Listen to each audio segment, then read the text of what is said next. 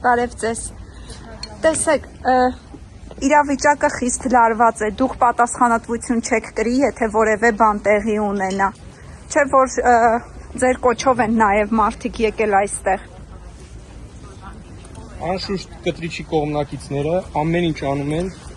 ամենը տանելու բախման։ Իրենք ամեն ինչ անում են, որպեսզի լինի բախում,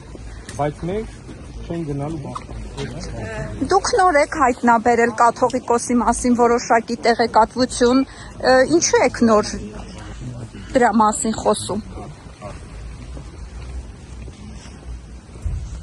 Ինչ էիք քննարկում, եթե գաղտնիք չէ։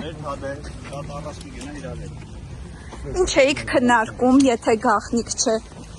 Քրիստոսով եկեղեցու ազատագրում։